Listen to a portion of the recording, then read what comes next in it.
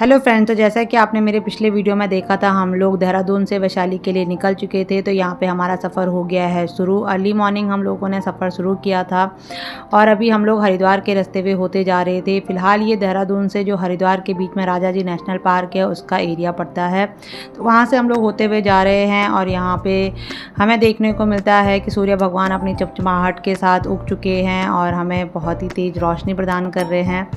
उसी के साथ यहाँ पर हमारे जो छोटे छोटे यात्रीगण थे वो अपनी घोर निंद्रा में पहुंच चुके हैं, क्योंकि वो सुबह जल्दी उठे थे इसलिए वो लोग सो चुके हैं। मैं ड्राइवर का एंटरटेनमेंट कर रही हूं ताकि उन्हें नींद ना आए। और उसके बाद हम लोग हरिद्वार में प्रवेश लेते हैं। हरिद्वार में प्रवेश लेने के बाद यहाँ पे नज़ारे जो देखने को मिलते हैं उनको तो आंखों और दिल को बहुत ही ज़्यादा सुकून मिलता है। पूरा अंडरपास कुछ इस तरीके से डेकोरेट किया गया है और इसी नज़ारे के साथ हम लोग हरिद्वार में प्रवेश लेते हैं। उसके बाद जब हम आगे बढ़ते हैं तो हमें देखने को मिलता है माँ मनसा देवी का मंदिर।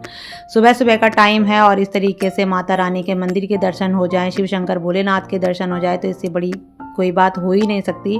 अपोजिट साइड में ये माँ चंडी देवी का मंदिर है जो मेरे परिवार की इष्ट देवी है, इन्हें हम कैसे भूल सकते हैं। आगे बढ़ने पर हमें दिखाई देते हैं ये गन्ने के भूसे से भरे हुए ट्रॉले, जो कि बहुत ही ज़्यादा मोटे मोटे थे। पहले मुझे लगता था कि मैं ही बहुत ज़्यादा मोटी हूँ, लेकिन इनको देखने के बाद मुझे काफ़ी रिलैक्स फील हुआ। और आगे जब हम लोग बढ़े तो कुछ इस तरीके के नज़ारे थे।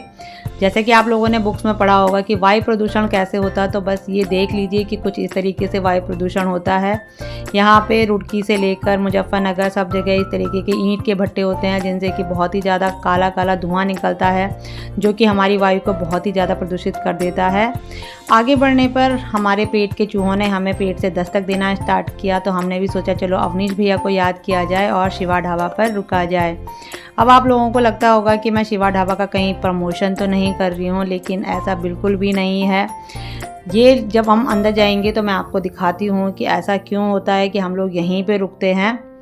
जब यहाँ पर सीज़न होता है तो गाड़ियों की पार्किंग के लिए बिल्कुल जगह नहीं मिलती है। यहाँ पे इतने ज़्यादा टूरिस्ट रुकते हैं कि हमें ये लगता है कि जहाँ पे ज़्यादा टूरिस्ट रुकते हैं वहाँ पे खाना बहुत अच्छा और फ्रेश मिलता है। और ये देखिए आज भी यहाँ पर कई सारे लोग आए हुए हैं और कई सारी मतलब सीटें आपको खाली दिख रही होंगी। और सीज़न के टाइम पे आपको बिल्कुल भी यहाँ पे सीट मिलना मुश्किल हो जाता है, इसीलिए हम लोग ट्रस्ट करते हैं इस ढाबे पे और हम जब भी खाते हैं इसी ढाबे पे खाते हैं।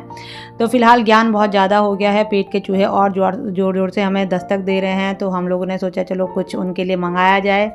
तो यहाँ पे हमने ऑर्डर किया और सबसे पहले हमें यहाँ पे वैरायटी में अचार मिला है। उसके बाद हमने अपने पेट के चूहों के लिए कुछ चीज़ें ऑर्डर कर ली हैं। तो काव्या ने यहाँ पे आलू पूरी ऑर्डर की है, मैंने यहाँ पे डोसा ऑर्डर किया है क्योंकि मेरे पेट के चूहों को आज डोसा खाने का मन था। तो उसके बाद मुझे लग जाती है मिर्ची, क्योंकि मैंने जो सांभर में मिर्ची दी थी वो मैंने खा ली, तो मुझे बहुत ज़्यादा मिर्ची लगी और हमने फिर चाय से मैंने उस मिर्ची को शांत किया। शिवी यहाँ पर खा रही है सूखी पूरियाँ और बस उसी का आनंद वो ले रही है। उसके बाद हम लोग बढ़ते हैं मेरठ की तरफ। मेरठ में अभी हम लोग पहुँचे हैं जहाँ पे रीजनल मेट्रो का स्टेशन बन रहा है, वो जगह है ये। अभी यहाँ पे शहरों की दूरियाँ तो बहुत कम हो गई हैं, लेकिन इंसान के दिलों में बहुत ज़्यादा दूरियाँ आ गई है। जैसे कि आप लोग देख ही रहे हो कि आज का समाज में क्या कुछ चल रहा है, तो उस तरीके से मैं कह रही हूँ। तो चलिए बढ़ते हैं आगे। और अभी हम लोग यहाँ पे दिल्ली में एंटर होने के लिए जो दिल्ली मेरठ एक्सप्रेसवे है उसमें चढ़ना स्टार्ट कर रहे हैं। उसके बाद थोड़ी देर में ही हम लोग अपने घर के पास पहुँचने वाले हैं, क्योंकि यहाँ से मुश्किल से वैशाली आधा या पौन घंटे का रास्ता पड़ता है। और फिलहाल अभी हम लोग यहाँ पे अपनी साइड में निकल चुके हैं। उसके बाद हम लोग पहुँचे हैं अपने डेस्टिनेशन के लास्ट टोल पे और यहाँ पर अभी लगभग हंगामा होने ही वाला था, क्योंकि टोल पे कुछ प्रॉब्लम चल रही थी और वो हमें वापस जाने के लिए कह रहे थे, लेकिन हमारे पीछे इतनी लंबी लाइन लग चुकी थी कि हम लोग वापस नहीं जा सकते थे।